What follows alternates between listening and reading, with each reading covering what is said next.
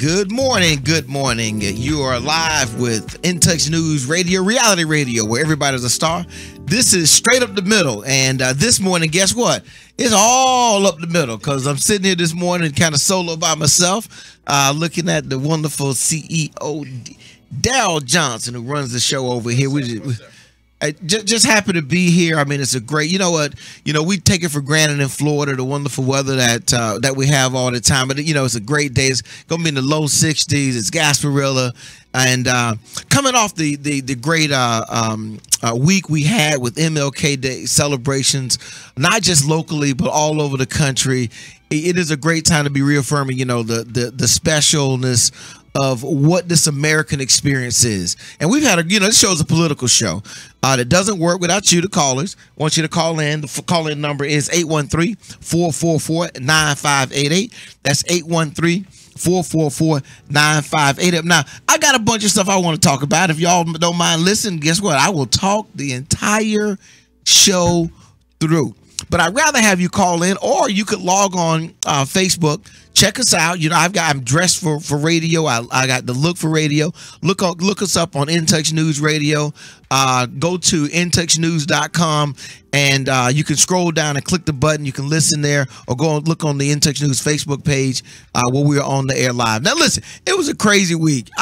Just when you think it can't get any crazier, it gets crazier. And I want somebody out there who's listening to answer the question to me. How often does CNN have a video photographer, the video guy, anchor man sitting outside Roger Stone's house? A guy that lives in New York City. He's sitting out, just so happened to be there at 5, 6 a.m. when the FBI trucks come rolling down the street. I would love to know the answer to that, and I think a lot of other people are trying to figure out the answer to that question. But we had Roger Stone, who has been a longtime friend, confidant, and aide to Donald Trump during the campaign. He was arrested last week.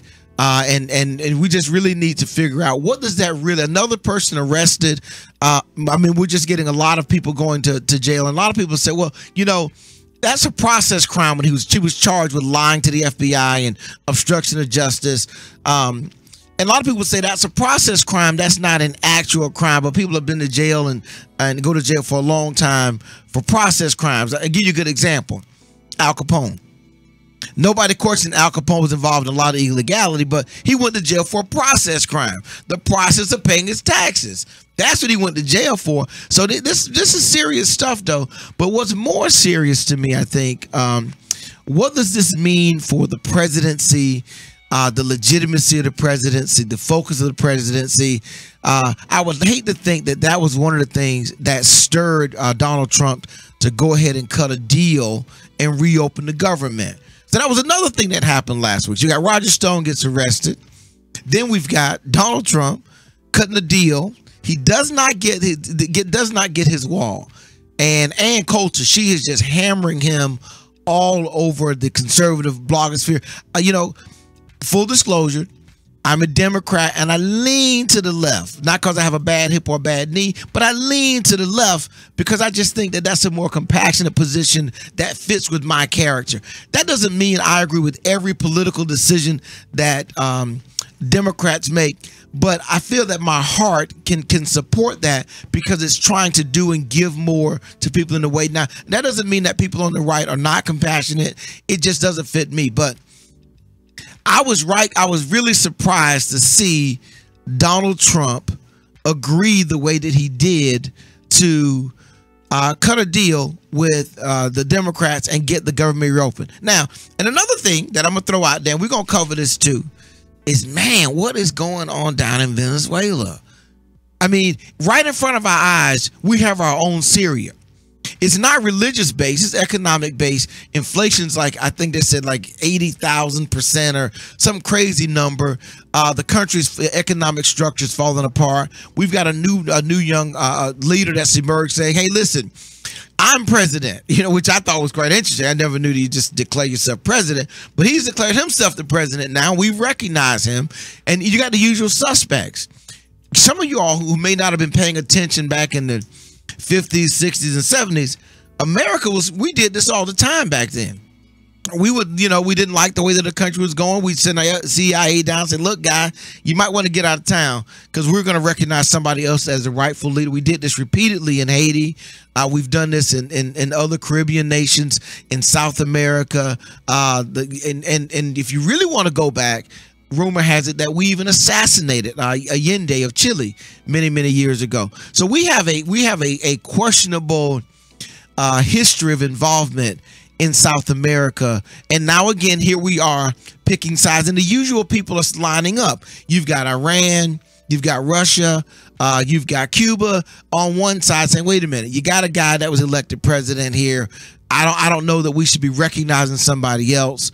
Then on the other side of this, we've got the United States, I think Brazil, Mexico, some other countries now coming in saying, no, we on this side. Now, you'd be surprised at where this all goes, because Venezuela has some of the largest oil reserves in the world. The largest oil reserves in the world. Their economy was completely based on oil revenue. And when Hugo Chavez left office and passed away, and the oil prices have plummeted, it has really put that country in an economic squeeze. But this could become our own backdoor Syria. Now, we can see the turmoil in Venezuela. It's not much different in places like Honduras, Nicaragua, and other countries where there are mass areas of physical geography where there's lawlessness. This is one of the things that's impacting our immigration. And in particular in Florida, if you don't know it or not, you've got a lot of expatriates from Venezuela who've relocated to Florida. So there's another component to this. Those folks are in support of having a new leadership. But you got a bunch of stuff going on. Those are three of the main things that were on my mind this week. We want you to call in though and talk about the things that are on your mind this week, because these things ripple down. They ripple down. If we were to go back and talk about Roger Stone a little bit, just imagine for 2 years, Donald Trump's presidency has been mired in dealing with this particular crisis, which I believe DJ CEO could in any moment wipe out his presidency. At any moment, any one little thing, any one email that says one thing just a little bit too far. I just don't believe Donald Trump controls the Republican Party to such an extent that they would support him in the face of one of those issues becoming to the forefront. Now, here's what I think holds him in place. That 33% of the conservative base that won't move. That every time he looks over, that 33% is sitting there. That same 33% that got him elected, I think he feels okay. But when you start hearing people like Ann Coulter, and she is just gutting him. I mean, she is hammering him every chance. When you hear her, the next person to call him in line is going to be a person like a Rush Limbaugh. And if you get one or two of those conservative talk show hosts who are on the air every day, talking about how weak and how he's what did she say? We elected Donald Trump, but we got Jeb Bush, is what she said.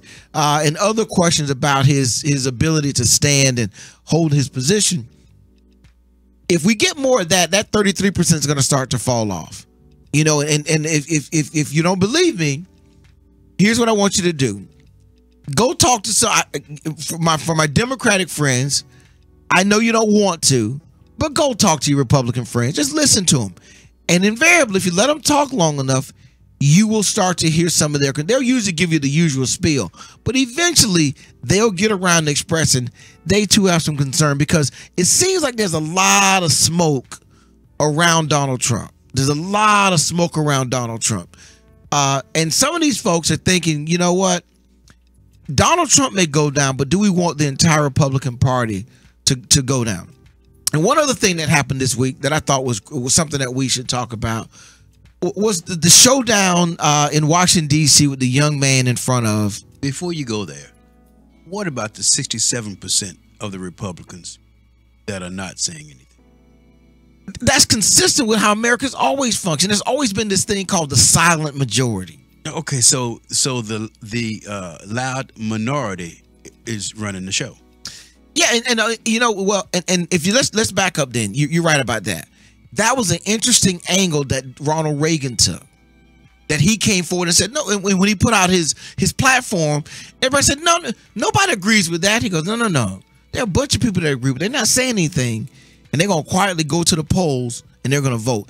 That has been something that people have relied upon for a very long time. And that's the scary part about not listening to other people. And that's why I said what I said about go talk to your Republican friends. We need to hear what these people are saying. We don't need to just reject it and try to convince them that we are right. We need to listen to their concerns. And I was out to lunch this week with a cohort of mine, someone that I do some work with, and she brought one of her staffers to kind of take notes and make sure we talked about what we needed to talk about, because we were going to talk about everything else. And in the middle of that conversation, that person started talking about how her family was from Texas, how her family had also lived in California, and how it just was no longer along the border, the cities and towns, the nostalgic place that she remembered, that were safe. She talked about how they would just, on a whim, hey, let's drive down to Mexico and hang out and, and have dinner and do some shopping, go to Tijuana when they lived over in San Diego and do some stuff, and we'll just come on back and so on. And she goes, now you can't even almost remotely think of that. In her mind, she was saying, build a wall. And she kept saying that. We need this wall. And it was interesting. This was someone who had lived along that border talking. Now, instead of me launching in my usual, the philosophical dynamic, I really wanted to hear what she thought. I really want her to be free to say the things. It's no different than in any kind of relationship. Let's say your children or your wife. Sometimes you got to be able to be quiet and actually not try to win the argument, but listen. And too often, I don't think we listen. And so you miss that silent majority, that 67% you're talking about, that are over there saying stuff that we are not even almost even inclined to want to listen to. And so we're too busy trying to convince people to come to our side and believe what we believe, when in reality, I think the answer is where this show is, straight up the middle. It's somewhere in the middle where everybody doesn't get everything you need, get everything you want, but you get what you need, and everybody can live in this space. That's really where we are. And on that same light, that was one of the interesting things about this whole shutdown. I don't think Donald Trump got anything. I don't think he got anything. Nothing. And that's going to be a problem. You know what I mean? He's going to have to even. So now when it comes time to negotiate, I think to save face, he's got to take a really harder position. And watch this though. The wall is symbolic. Let's admit that. That's political and that's symbolic. I've always thought that what Republicans should do is offer more money than he's asking for border security without a wall. He wants 5.7 million, if I'm not mistaken. 5.7 billion, right? I think they should offer 6.3 billion in border security with no wall.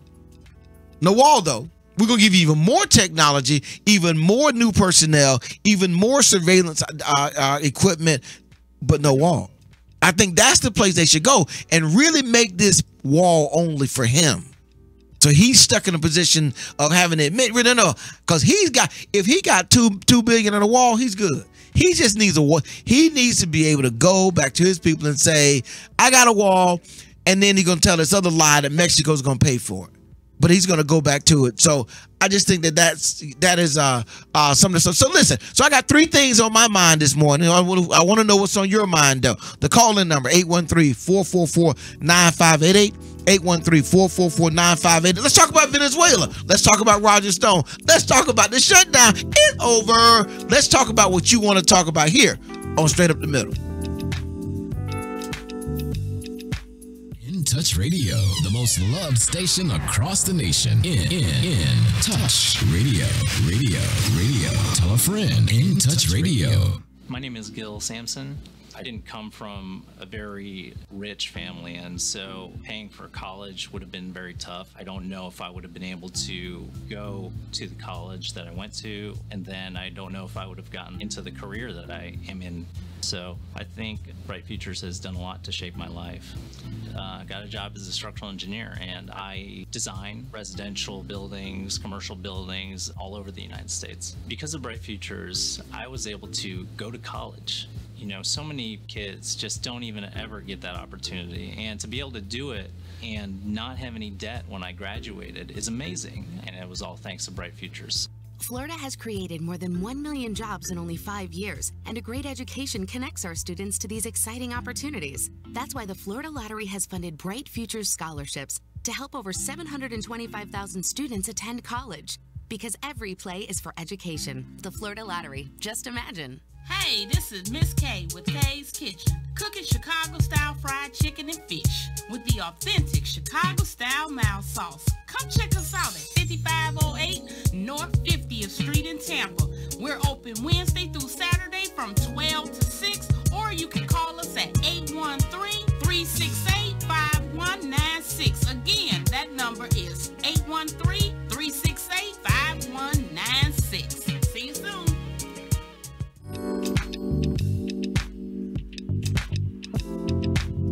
And we are back live here on In Touch News Radio, reality radio, where everybody is a star. This is Attorney Clint Paris, and you are listening to Straight Up the Middle. Listen, I'm flying solo. You know what happens? You know, I get behind the wheel. You know, I wobble a little bit. You know, I'm trying to go right down. I'm trying to go down the middle of the road, but the wheel just kind of keeps bending to the left. Get a little wheezy. Listen, if you're worried about me, listen, give us a call at 813-444-9588. That's 813-444-9588. Or listen, tune in on Facebook. Check us out. Listen, I'm telling you, I have got the face for radio. I mean, if you go there, and you can go to Facebook, In Touch News Radio's Facebook page. Click on the live link. Boom, there I am. And check us out and share the word. Let everybody know what's happening here. I mean, we're really just having a good time this morning talking about some of the relevant issues that are affecting us. I kind of gave a little bit of a recap off of MLK. And check this out. So, the DJ CEO. So last week I got notified. Listen, we got a great opportunity for your son. My son's a senior in high school. He's going through all the growing stuff, you know, just turned 18 in January. So he's a grown man now. You know, in his head, I keep telling grown men pay their own bills, though, bro. You got nothing in your pocket. Your pocket is absolutely empty. What man? Any brother out there, let me say this. Any brother, no matter where you are, if you think you are a man, stick your hand in your pocket. See how much money you got. That's how much of a man you are. If you don't have any money, and my wife is, if you got too many ain't gots, you ain't got a car, you ain't got your own place to live, you ain't paying your own bills. If you got too many ain't gots, you ain't a man. You just can't be a man with all these ain't gots. And I'm sorry, I know I'm deviating, but so he gets the opportunity to in his mind he was gonna drive the mayor in the parade, and I kept thinking, man, that's scary. I rode with this kid before. He's 18. He's been driving a little bit. I kept thinking, I drive the mayor. Boy, so I see the mayor. I said, hey, boy, you in for something, right? I say, you know, I understand my son's going to be, you know, driving your car. He said, really? He said, I think he's going to be riding in my car. He's not going to be driving my car. And it turned out to be a great situation. My son went and picked the car from the dealership, RS convertible, $80,000 Camaro, which scared me. Again, it's on my insurance. So he gets his car, gets there, and the mayor's detail that showed up, the guy driving is a close friend of my old paralegal, and this guy just sat in the car with my son, and you drive the car. My son was in the front seat, and he just gave him such great information about life. It was just a great mentoring moment that we did. It was beautiful to see, man, and you know, had a great day. But I don't know where you are around the country, but Martin Luther King Day has become like it really kicks off the year. I feel the year doesn't start until Martin Luther King's holiday happens. I mean, it's just in our city here in Tampa, there's an explosion of energy that happens around it. It's a day of reaffirmation, and I love the slogan. It's a day on and not a day off of somebody. In my office, I don't know about your office where you are, but I tell my staff, if you go and do some service, it's a paid day off. If you're going to do something, I do the same for elections too. If you're going to work involved in the election campaign, it is a paid day at the office, but go do the election, even volunteering on the campaign. It doesn't matter as long as you're engaged. You know, it's a paid day. Go do what you're gonna do. And I don't have to. You have to answer to me. I don't need to know who your candidates are. You know, I prefer you pick winners. But if you want to be with the loser, go right ahead. It's a day. So MLK Day was just this week, and it really was a great deep week. And DJ CEO, it just led us into such a great, so many tumultuous things. I really did not expect the shutdown to end. I really did not. Because here's something that Donald Trump. Okay, so I'm gonna be disparaging. I don't think Donald Trump's dealt with strong women before.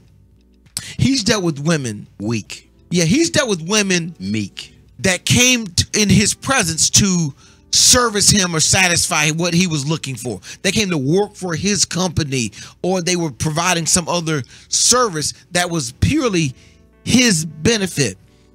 That's not Nancy Pelosi. I mean, you know, or Nancy as we call her. I'm like, what else would you call her though? I mean, well, I thought he was going to say something like Nasty Nancy, you know, right? But he can't even come up with a name, so that tells you that he's whipped. Yeah, I mean, the fact that that whole, I mean, I don't know how your mind works to say, you know, some people talk faster, and I may be one of them. I talk faster than my mind works, and that may be what he's doing. But first of all, I think it is disrespectful. She is the speaker. She's the speaker, and she's very good at what she does. Oh my God! Listen, and I hated to see so much controversy over her coming back as a speaker, because nobody else could have done what she's. Well, I'm not going to say they couldn't have done it, but I think it's the way she played it out, the way she holds her constituency together. Yes, nobody could have done that. Not a freshman coming in there trying to say, "Hey, we're in charge. We're doing this thing now." You needed a Nancy. Kind of like Paul Ryan. That's why he was so weak. That's why he was so weak. One, he was kind of put, but I thought, let me say this though. I think a strong fight to get what you want reaffirms why you should have it. Absolutely. And her strategic approach, unwavering, how she told it, you know, during the campaign to those folks who were campaigning, say they have to campaign that I won't vote for Nancy. You know what she told them? Go right ahead. If that's what you got to say, go right ahead and do it. Because she knew once you get elected, I will show you how I can put you into the place here and give you some power. We see this with OAC. Ms. Cortez, she's being appointed to, you know, pretty significant committees. You know, freshman congresswoman. But I thought Nancy demonstrated something that he wasn't ready for. A woman who had her own ideas, who had a very, very good strategy, and she wasn't wavering.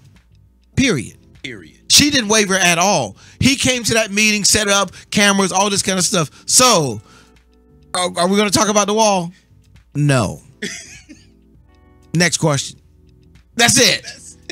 When he had his people start talking about the wall, she stopped him. Excuse me. Let's not even waste our time on that. If you're talking about a wall, what else you got? Because we're not doing a wall. No wall. Now, eventually, I think we have to do some barrier. The reality of it is, I get that component of and that's that middle piece. That's the middle piece. I think we're gonna have to do some. But how she handled him, she's put him in a very, very difficult position, because he has no one that's loyal to him, no one that he can turn a corner and go back and rely on, and you know, and getting this. Hey, listen, let me get. In fact, let me ask you this, dog. I'm gonna say this, and maybe somebody can tell me. Has Ben Carson gone into the witness protection program? Where is he? Who has he been? Where is Ben? Under the radar. I mean, where is Ben? Well, let's ask the callers. 813-444-9588. Have you seen Ben? 813-444-9588. If you've seen Ben, anybody seen Ben Carson? I've never seen anything like. But Donald Trump has nobody that he can really. So he's kind of stuck with himself and Jared. I think he's decided to let the boys go hide somewhere, because if this thing blows up, he don't want them going to jail. It's okay if Jared go to jail. His daddy went to jail, so he can go to jail. They family know how to do. They family know how to. Yeah, the Kushner family know how to handle some. They can do some hard time. They just do it straight up. But his kids are in hiding. They almost, you don't even see, and it's interesting why did that whole component. But he's put himself in a very, very tough situation. Oh, look like the phones are lighting up here. Somebody's calling. So we got a caller on the line. Caller, good morning to you. What's your name and where you calling from? Good morning. This is Carl. I'm calling from Tampa, Florida. How you guys? How you doing? Whoa, man! You slid in Tampa on us, huh? I hear you, man. Well, good that you could be here, man. So, what's on your mind this morning, Carl? Trump just, with him, Nancy Pelosi just don't need anything from. When you don't need anything from nobody, you can handle your business to the maximum. And you with Trump or whatever, he used to deal with people that need something from him, and that makes them bow down to him. So with Nancy Pelosi, what she just said, she just was very underestimated. I mean, he just underestimated whatever. But see, this is the thing. Whatever president comes in, whoever comes in president under this guy is not gonna have a good image because he done made a big of a mess, and this mess is gonna take longer to clean up. So whoever get the presidency after this guy, man, is like they're not gonna have a good image. I mean, let me ask you this though. But doesn't she need to work with him? Doesn't she need to figure some kind of way to find some middle ground to govern the country? Yes, I mean you do, but he has to want that too. With Trump, he's trying to prove an image, so he's not thinking about the country. So when somebody's not thinking, he's not working on the best interests of the people. Now, well, what is her agenda though? What is Nancy Pelosi really? Besides stop Donald Trump, but she's got to try to what is she trying to accomplish? She's trying to get. I think she's trying to get the Democratic a new image, a new face. So something to be proud of, something that we can move the country forward. She has empathy. Okay. You're right. And I would agree with you on the empathy piece, but I think she's as stuck as he is because she's got a base that's far to the left that hates Donald Trump. And anything you do that shows that you're almost working with, getting along, giving him anything, doesn't she have to answer to her base? But why are you doing anything with Donald Trump though? Well, her base has a lot more meaning. They have a purpose. I mean, they have a more of a country type direction. Okay, hold on. Let me stop you there, Carl. Let me stop you. I believe the Republicans love America too. I believe Republicans want America to do well. I don't think Republicans want poor people to starve or homeless people to be cold. I think they care about the country too. Well, they should have did something about Donald Trump in the beginning. That was the fix, though. They were trying to protect us from Hillary Clinton. Most people you talk to Republicans, again, talk to Republicans, Carl, and I appreciate you calling in this morning. I mean, this guy is one of our most loyal callers. I don't know if anybody with more to say than Carl. We appreciate you so much calling in. But they were trying to this idea, Donald Trump. You talk to Republicans at length about how they feel and things that have happened to them.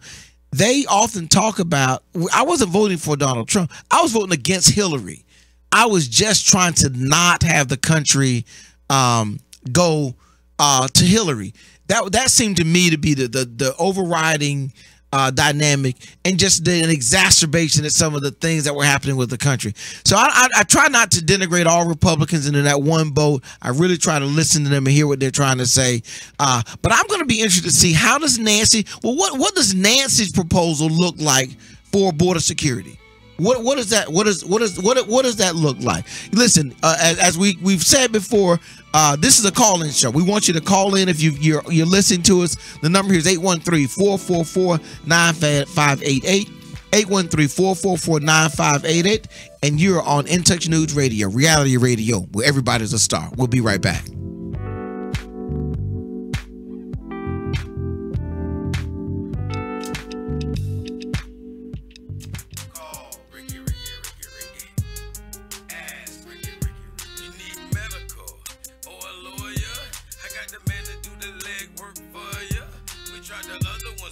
So believe we hunted down 813-248-6300. Everything gon' be okay. Call Ricky, he coming. He taking care of state of Florida. Grab a pen of sundown. 184-361 Rick.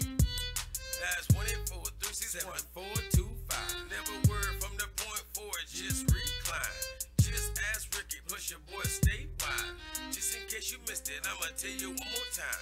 1-800-361-RICK. Call Ricky. Ask Ricky is a legal medical referral service. The doctors and lawyers in our network are trained in handling auto injury claims and giving you the best medical treatment and recovery. Dial 1-844-361-RICK. That's 1-844-361-7425. Ricky. Ask Ricky.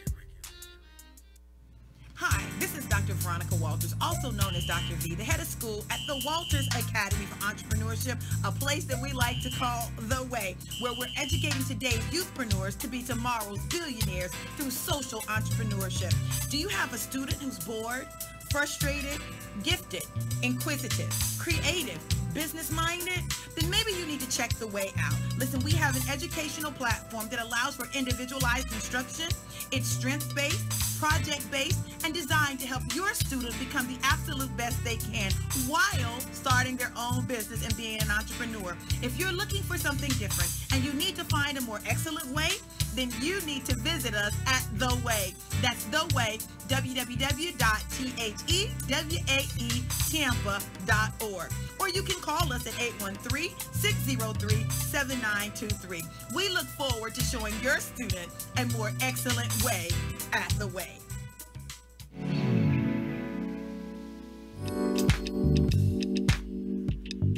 All right, we're back live here on In-Text News Radio, reality radio, where everybody's a star. This is Attorney Clinton Paris, and you are live with us on Straight Up the Middle. And I know if you've been listening all morning, I said this when we started out. Look, the other fellas aren't here. The car's going to drift to the left a little bit.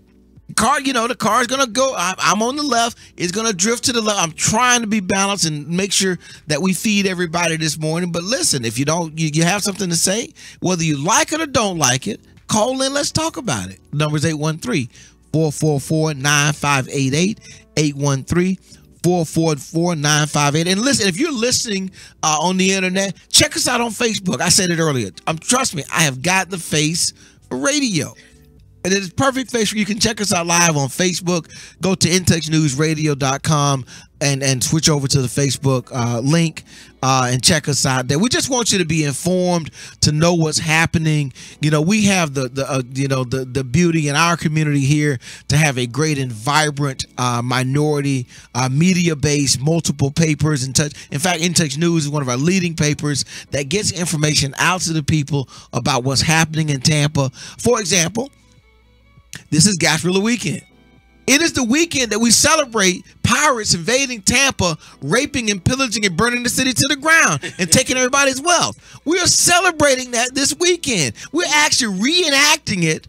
The ships are coming in this morning as we speak. They are taking the mayor hostage, and we're going to celebrate Jose Gaspar pillaging the city of Tampa, riding in town, raping and killing and stealing. How about that? In America, great. So we have a great celebration called Gasparilla. It's where we celebrate the pirate history that in connection to the city of Tampa. It is a great celebration. My goddaughter's out with the Blake High School band. They dance the rest and marching in the. You know they're gonna give it to them too. They out there doing their thing, and all the kids and participants in that parade want you to have a great day. The weather is great down here in Florida. We want you to be safe and enjoy yourself because that's really what it's about. It's really about enjoying life. Life is too short, DJC. It really is to get too consumed with some of this stuff. I was in a discussion with someone this week, and man, this guy was just giving it to. I mean, he was just going on, and I said, "Listen, remember now, we just talking. We just talking. But when it's over, we ain't did nothing. Right. We are just talking. That's all we're doing. And really, I think that is the basis for trying to move us along so that we do a better job, I think, of doing the things that can turn into action and improve our community, not just locally, but America is a combination of a bunch of local, small, individual groups of people making the right decisions collectively, and those grow into bigger decisions. And that's why I was so happy this week that they found a way to end the shutdown. You know, we were talking in our office. We have a connection to a federal employee, and we had already engaged in discussion talking about how can we help this person out. You know, somebody, oh no, they're okay. I'm like, let's not assume that. You know, and we were in the process of trying to get something together on Friday, actually, to just show, hey, look, we understand that, listen, here's a gift card to Publix or a Walmart, go get you some groceries or something along those lines. Here's a gas card, just fill your tank up with gas. Simple stuff like that that people were starting to do because everybody knows somebody. You know, we had a lawyer contact me and said, listen, if you get a call, she worked for the IRS. She goes, if you get a call for a reference, I just put my name in to do some substitute teaching because I just need to generate some money. She's a lawyer at IRS, but she was looking to generate some revenue, some income to support herself. So I was happy to see the shutdown end for that reason. I was talking to my sister who worked for 40 plus years at DOJ. And she said the level of confusion that those shutdowns cause of cases and who gets to work, who doesn't get to work, the animosity between the two people at the office who do the same job, one's declared essential, one isn't. But when you come back, you're furloughed, you all get the same money. Yeah. But you gotta know that, though, the shutdown was a benefit to the Republican Party because it helps to create smaller government for them. Yeah, in theory, right? In theory, but it also upsets voters. So you got to deal with both sides. You're right about that. And I would love to see, I do believe it's kind of like a house. If somebody went through my house, you might could get rid of 30% of what's in there, and I wouldn't even know it. Right? Yeah, that's government to me. Because at some point in time, all those things were essential and needed. The time just came and went. You know, and some of that stuff I'm keeping in just in case I need to go back to. You know, I might need that one day, and I just can't remember where it was, but I know it's here somewhere. I just think that's the way. I'm a big fan of going through government. I love government turnover. I love people because our world has changed so much. You know, I'm in the legal profession, and when I graduated law school, we had massive law libraries at firms, and then you had staffing in those libraries to find documents and books and things of that nature. Those departments are all gone because it's all electronic. We had a dictation department where you dictated a letter into a little microphone and it went off and the letter would appear. They're gone. You type your own thing, or guess what? You dictate it and the computer types what you just said. And if you got you're able to dictate well, I mean, those departments are gone. I think government could benefit from that. And those people that have experience with government understand it's tougher in government to right size yourself because you don't have the same pressure. Because in the private sector, if you don't get it right, you're out of business. That's it. There's no, okay, we're going to redo it again. You're gone. So I just think that there was a high risk there. I do want to go back, though, and on the second part of our show and talk about this thing with Venezuela. Because it has the risk factors to be such a mess. You all may recall about 2 months ago, you heard about these 2 nuclear bombers from Russia that went there and they flew to Venezuela, hung out for a little bit, and they flew back. This was part of the precursor to what we have now. They were trying to shore up Maduro against his opposition. They were trying to show that he had the kind of support that may be able to keep him in power.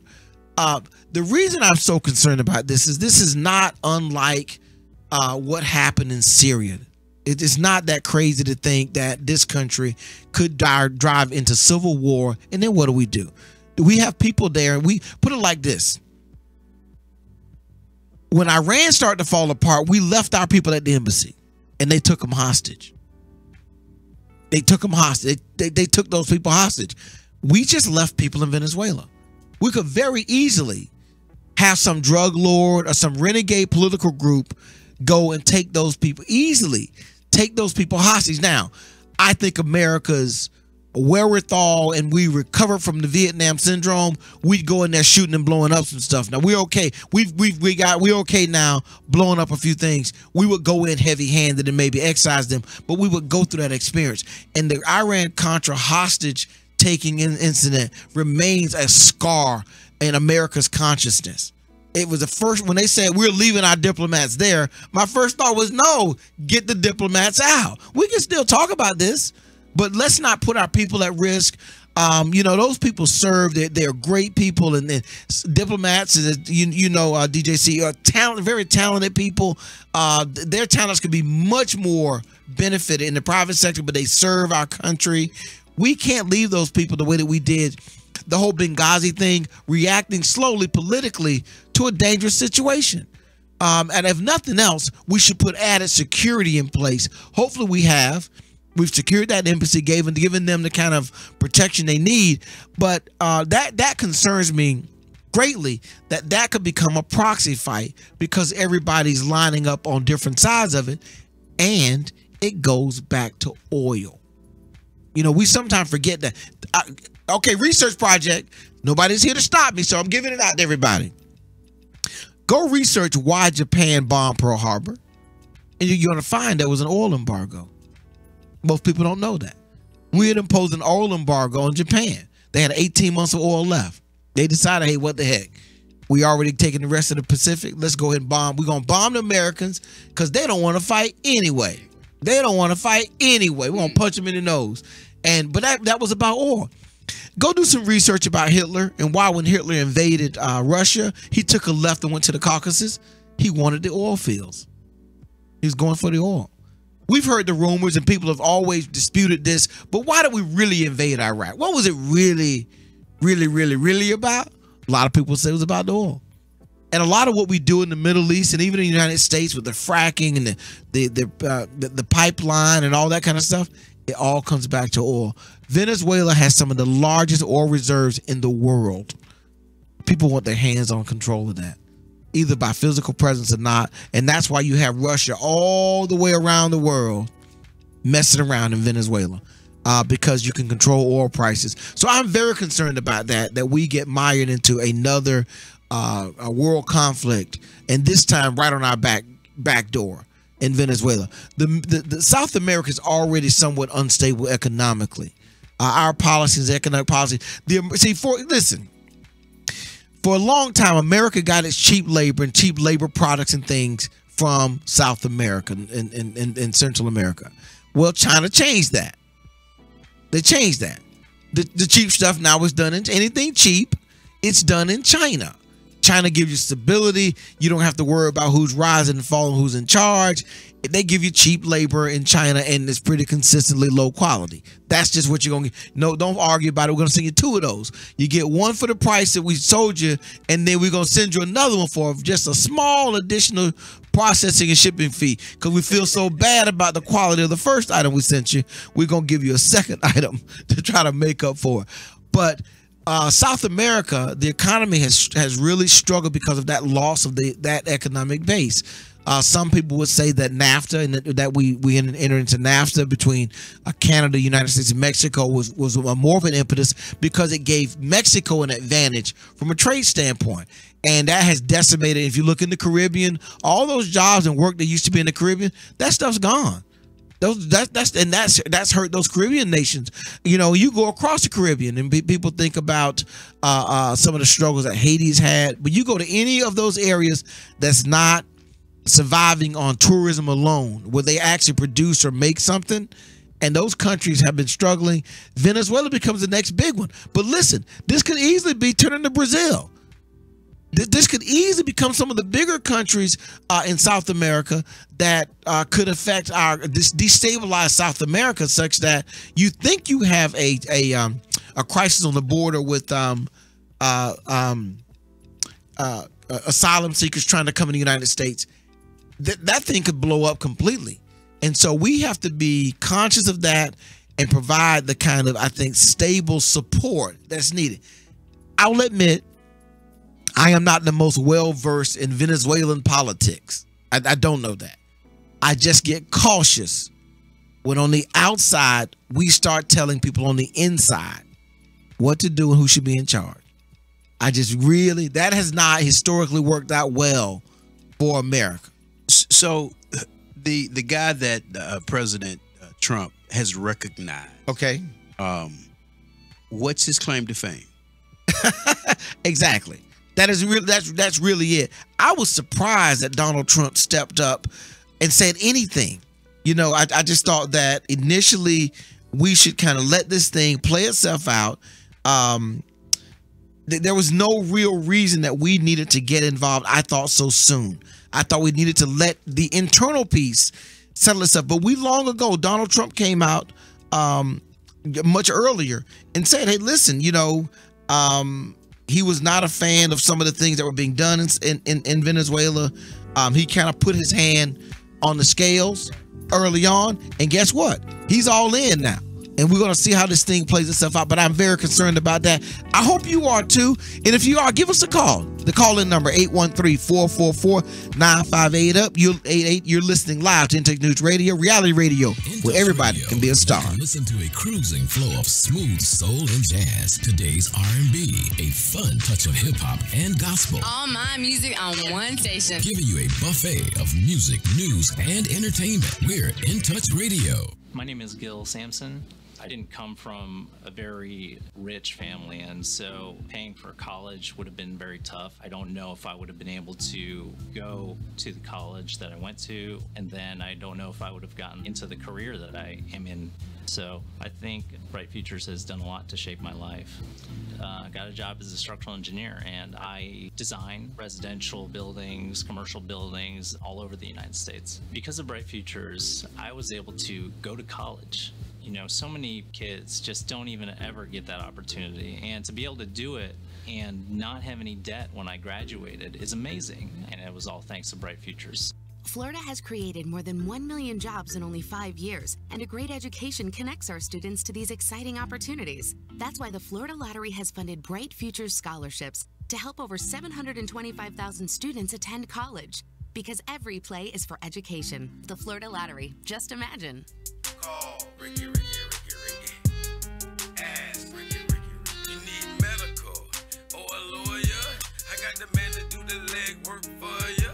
We tried the other ones before, so believe we hunted down 813-248-6300. Everything gon' be okay. Call Ricky, he coming. He taking care of state of Florida. Grab a pen or something down 184-361-RICK.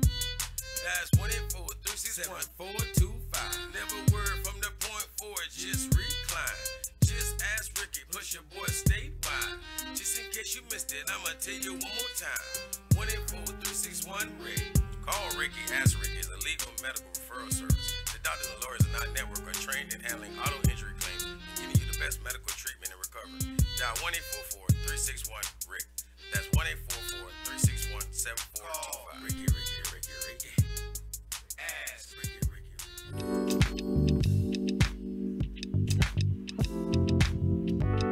And we're back live here on InTouch News Radio, reality radio, where everybody's a star. This is Attorney Clinton Paris. That's what my mother named me. The good attorney.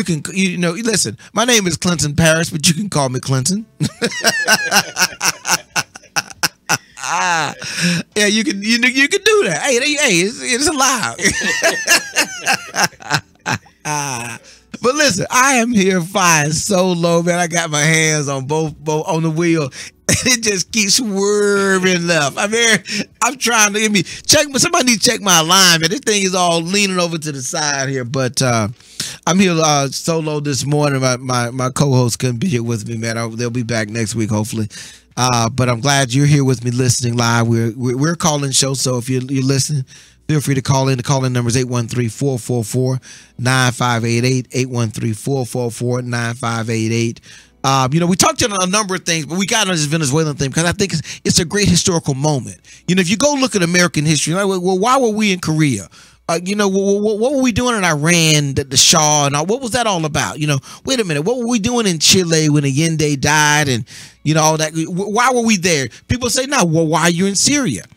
What are you not? What's your interest in Syria? Even Donald Trump kind of, hey, I don't know where you're in Syria. Why are we in Afghanistan? Well, in a minute, the question is going to be, why are you in Venezuela? You can see why. If you pay attention and follow this story, it's playing itself out. It's happened several times, you know, before. It's been a while since it happened in South America.